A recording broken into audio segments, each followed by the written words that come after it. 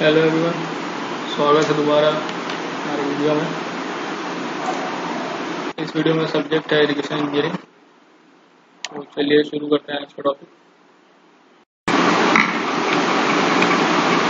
तो आज का हमारा टॉपिक है permanent gully control structure.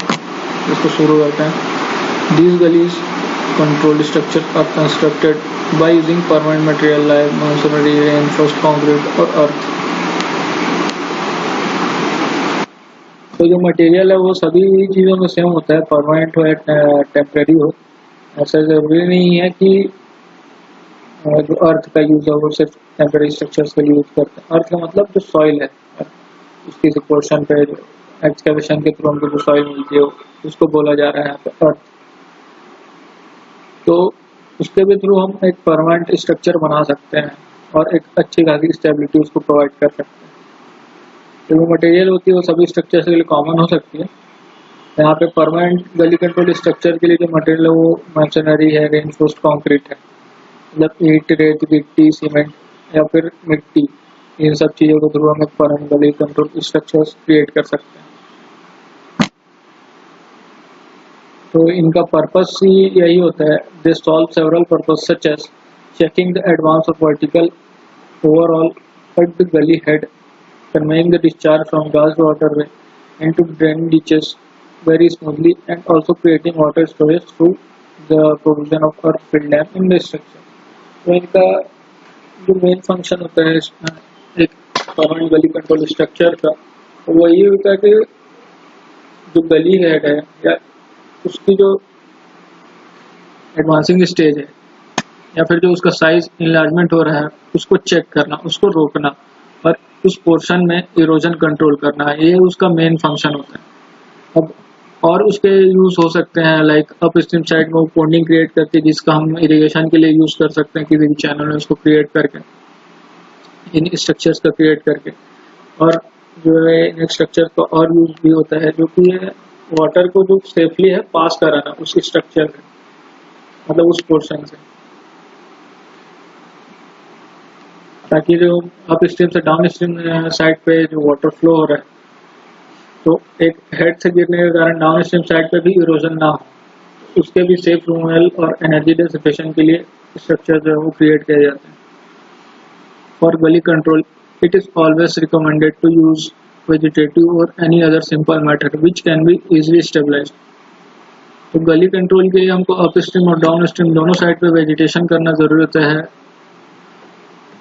To establish the side slope, मतलब एक कॉम्पैक्टेड स्लाइड फ्लो हमको इस्टेब्लिश करने के लिए वहाँ पे वेजिटेशन देना बहुत ज़रूरी होता है। क्योंकि वेजिटेशन देने से क्या होती है कि उनके रूट जो है वो सॉइल को पकड़ के रखती है एक दूसरे से, और वहाँ पे स्ट्रेंथ प्रोवाइड होता है सॉइल को भी। But in the condition when use of other method is not feasible due to some unforeseen reason और insignificantly unfit, the permanent structure are preferred to use controlling the gully. तो यहाँ पे बताया जा रहा है कि अगर टेम्परेरी स्ट्रक्चर्स या सेमी परमानेंट स्ट्रक्चर्स का यूज़ करके भी गली कंट्रोल नहीं किया जा सका है, गली जो है जो इन्वायरमेंट है उसको कंट्रोल नहीं किया जा सका है, तो उस केस में हम परमानेंट स्ट्रक्चर्स की ओर आगे बढ़ते हैं और वहाँ पे हम उस पोर्शन में परमानेंट स्ट्रक्चर क्रिएट करते हैं फॉर कंट्रोलिंग द गली। तो परमानेंट स्ट्रक्चर बनाने के लिए कुछ कंसिडरेशन होते हैं, उनमें से 4 पॉइंट्स यहाँ पे दिए हुए हैं। फर्स्ट है volume of surface run of is very much which cannot be handled safely by vegetation. Then second, a soil condition is adverse, that is soil of the gully is unstable in nature. Then third, the structure is remote and regular maintenance of structure is very difficult. And third, temporary structure are either inadequate or impractical to establish on that portion. तो ये 4 factors होते हैं जिनकी वजह से हमको permanent gully control structure create करना पड़ सकता है या करना पड़ता है। Then the construction of permanent gully control structure is justified on the basis of benefit cost ratio, that is when the benefit from such structure is more in comparison to the cost of construction. General requirement of permanent gully control structure are given as under. First है they must be constructed with the help of permanent material, इसके बारे में आपको बता चुका हूँ पहले। Then next one is they must have adequate capacity to handle the peak runoff rate. तो जब हम एक परमानेंट गली कंट्रोल स्ट्रक्चर या कोई भी स्ट्रक्चर हम डिज़ाइन करते हैं या सोचते हैं हम किसी पोर्शन में हमको किसी जगह पे क्रिएट करना है, तो सबसे पहला हमारा फोकस यही होना चाहिए कि उसकी कैपेसिटी है जो उस किसी भी चैनल के लिए वो एडिक्वेट होनी चाहिए। उस वाटर शेड में, उस पोर्शन में जो या उस गली में उसको जितना पीक रन ऑफ हैंडल करना है उसी के अकॉर्डिंग हम डिज़ाइन करते हैं किसी भी structure. They should help, then third है they should help in stabilizing the gully and capable for storing the surface water whatever possible. तो स्ट्रक्चर जो है वो गली को कंट्रोल करने के लिए सफिशिएंट होने चाहिए और सरफेस वाटर को भी वो स्टोर करने के काम आ सकता है अपस्ट्रीम साइड। इसके बारे में भी आपको एक्सप्लेन कर चुका हूँ पहले। देन नेक्स्ट है for purpose of gully control following types of permanent structure can commonly used. तो फर्स्ट है स्पिलवेज। स्पिलवे के अंदर में आ जाते हैं फिर drop inlet spillway, straight drop spillway, then next is chute spillway. Then second है रबर मॉन्सरी डैम, थर्ड है कंक्रीट डैम, फोर्थ है गैबियंस एंड फिफ्थ है steel trap dam, silt trap dam. तो सबसे पहले तो स्पिलवे के बारे में बात करते हैं। यहाँ पे फिगर दिख रहा है गली कंट्रोल स्ट्रक्चर्स का। यहाँ पे स्पिलवे के बारे में बताया गया। तो जो तीन टाइप के स्पिलवे होते हैं उनमें डिफरेंस यही होता है कि उनको कंस्ट्रक्शन जो पोर्शन होता है मतलब वो डिज़ाइन जो होता है वो अलग अलग होता है, अलग अलग कंपोनेंट्स यूज होते हैं। और मेजर जो फैक्टर होता है इनके यूज का वो है हाइट ऑफ द गली या फिर हाइट या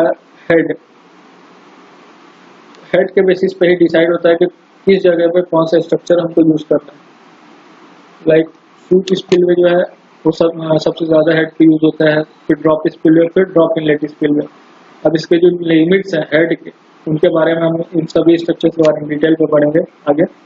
तो अभी यहाँ पे देखते हैं लोकेशन हमको डिसाइड करना है, location of permanent gully control structure. तो उसमें क्या देखा जाता है, तो the gully control structures are laid in the gully section throughout the length according to the profile of gully bed। तो प्रोफाइल का मतलब वही है कि उस लैंड का स्लोप या हेड कैसा है। तो इस फिगर में देखिए स्टीप स्लोप में यहाँ पे मतलब एकदम खड़ी ढलान है तो कौन सा स्पिलवे क्रिएट किया गया है, फिर थोड़ा लेवल लैंड है अगर तो कौन सा स्पिलवे क्रिएट किया गया है, और मीडियम स्लोप है अगर तो कौन सा स्पिलवे क्रिएट किया गया। देन नेक्स्ट है टाइप्स ऑफ स्पिलवे, मतलब किस किस टाइप के स्पिलवे हम किसी स्ट्रक्चर में क्रिएट कर सकते हैं। स्पिलवे का मतलब है एक ऐसा पोर्शन जिससे हम वो वाटर स्पिल करा सकते हैं, मतलब उस पोर्शन से हम वाटर निकाल सकते हैं। स्पिल का मतलब क्या होता है, गिराना या फैला देना। तो ये स्पिलवे का मतलब यही है कि फ्लोइंग वाटर को पाथ प्रोवाइड करना ताकि वो अच्छी तरीके से फ्लो हो सके। It is a flow path constructed either in dam section or in the bottom structure for effective and safe disposal of water from upstream to downstream end।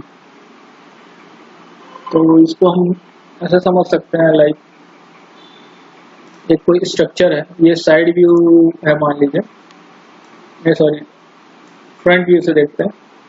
तो ये कोई स्ट्रक्चर है, यहाँ पे ये चैनल है, साइड्स में साइड स्लोप है और ये एक स्ट्रक्चर हम क्रिएट किए हैं across the length, across the slope.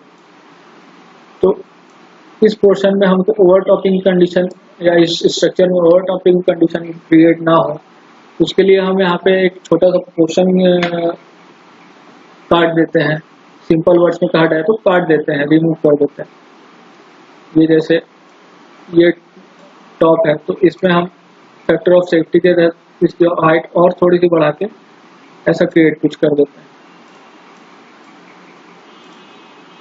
इसकी थोड़ी सी और हाइट बढ़ा दी हमने स्ट्रक्चर की और यहाँ पे एक स्पिलवे प्रोवाइड कर दिया। तो ये जो पोर्शन होता है, ये जो छोटा सा इतना पोर्शन, इसको हम स्पिलवे टर्म दे सकते हैं क्योंकि यहाँ से हम सेफली रिमूवल के लिए दे रहे हैं वाटर को। क्योंकि ये जो पोर्शन है वो फैक्टर ऑफ सेफ्टी के लिए दिया गया है। अगर किसी कंडीशन में वाटर की फ्लो जो कैपेसिटी है, वाटर जो अमाउंट है वो बहुत ज़्यादा हो जाती है तो भी ये हैंडल कर सकती है थोड़े बहुत जो है इंक्रीज ऑफ वाटर डिस्चार्ज है। तो इस पोर्शन से जो वाटर है वो सेफली अप स्ट्रीम से डाउन स्ट्रीम साइड पे पहुंच जाएगा। तो इसी को हम बोलते हैं स्पिलवे। अब ये कई टाइप से हो सकते हैं, डिफरेंट डिजाइन या डिफरेंट स्ट्रक्चर्स के अकॉर्डिंग। तो इसको देखते हैं अभी।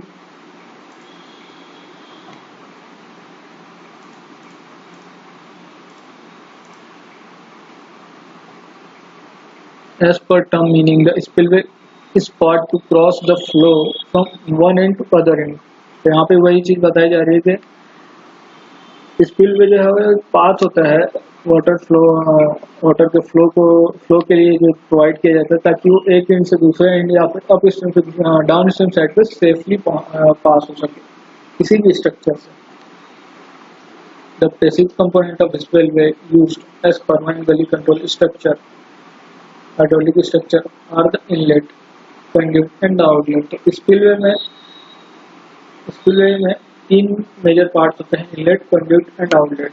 तो ऐसा जरूरी नहीं कि सभी स्ट्रक्चर्स में हो, किसी किसी स्ट्रक्चर में इनलेट और आउटलेट सिर्फ हो सकता है, कंड्यूट होना जरूरी नहीं होता। इनलेट और आउटलेट ये तो होगा ही, ये नेसेसरी पार्ट्स होते हैं किसी भी spillway. Then water enters the structure through the inlet and is conveyed through conduit and the water leaves the structure through outlet। तो सिंपल दिया हुआ है कि इनलेट के थ्रू पानी जो है वो स्ट्रक्चर में आता है, स्पिलवे में आता है, फिर कंड्यूट के थ्रू आउटलेट तक पहुंचता है और आउटलेट से फिर वो सेफली लीव करता है स्ट्रक्चर को। The outlet is design for dissipating the maximum kinetic energy of flowing water so that the water leaving the structure can not cause erosion towards downstream side.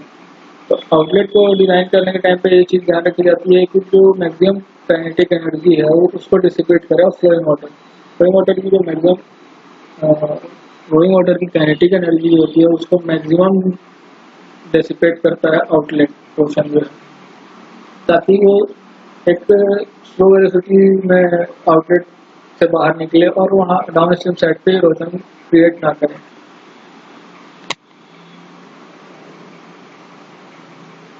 तो इस figure में different types of structures दिए गए हैं spillway के। ये होता है स्ट्रेट, मतलब स्पिलवे का जो पोर्शन है वो सिंपल रेक्टेंगल पोर्शन है।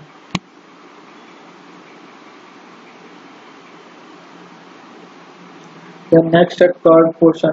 अब यहाँ पे इस पोर्शन को स्ट्रेट ना देके थोड़ा सा कर्व दे दिए गए हैं। ये हो गया हमारा कर्व शेप। देन ये बॉक्स टाइप, तो यहाँ पे जो बॉटम लेंथ है वो थोड़ी सी बढ़ा दी गई है, थोड़ा सा लेंथ क्रिएट कर दिया गया है, इसको बोल देते हैं यहाँ पे box type spillway.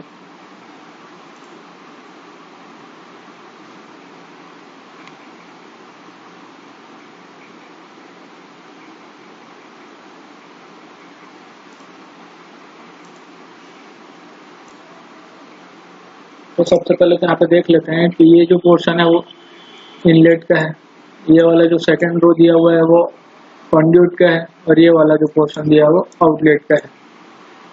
First, second, third, inlet, conduit, outlet. तो मैं बताया ऐसा जरूरी नहीं है कि सभी स्ट्रक्चर्स में कंड्यूट हो, किसी में होती किसी में नहीं होती है। तो यहाँ पे इस फिगर या इस टेबल कहा जाए, इस टेबल में जो फिगर दिए हुए हैं उसमें ये बता रहे हैं कि कौन से स्पिलवे में कौन सा कंड्यूट और कौन सा आउटलेट स्ट्रक्चर जो है वो सूटेबल होता है for different types of spillway, like street spillway, drop inlet spillway, straight drop spillway. तो यहाँ पे देख सकते हैं हम स्ट्रेट स्पिलवे के लिए कंड्यूट जरूरी नहीं होता है और यहाँ पे आउटलेट पोर्शन में एप्रॉन दिया जाता है। कर्व के लिए ऑगी स्पिलवे दिया जाता है, ऑगी कंड्यूट दिया जाता है जो कि वाटर फ्लो कराता है from inlet to outlet, and outlet portion पे स्टीलिंग बेसिन दिया जाता है। अब बॉक्स टाइप के लिए ना ही कोई कंड्यूट नेसेसरी है और ना ही कोई आउटलेट पोर्शन दिया जाता है, लेकिन जनरली जो है यहाँ पे नहीं दिया, लेकिन जनरली एक एप्रॉन क्रिएट किया ही जाता है सभी स्ट्रक्चर्स में आउटलेट पोर्शन पे, क्योंकि आउटलेट पोर्शन पे जो है एनर्जी डिसिपेशन वो बहुत जरूरी हो जाती है और एक एप्रॉन देना वहाँ पे नेसेसरी हो जाता है। देन नेक्स्ट है ड्रॉप इनलेट स्पिलवे के स्ट्रक्चर में इनलेट, आउटलेट और कंड्यूट।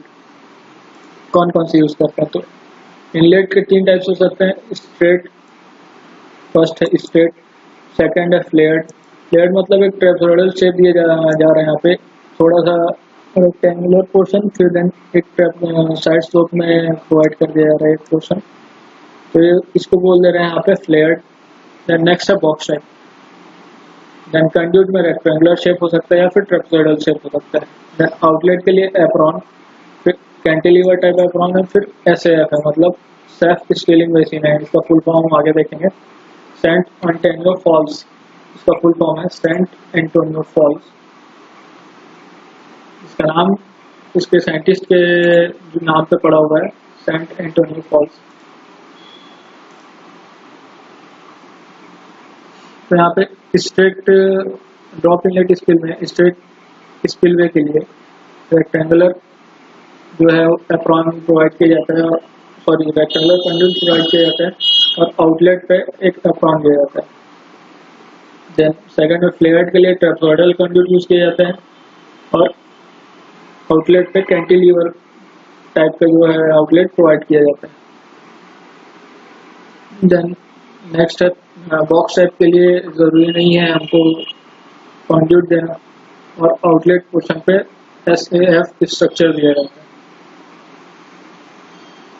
देन नेक्स्ट है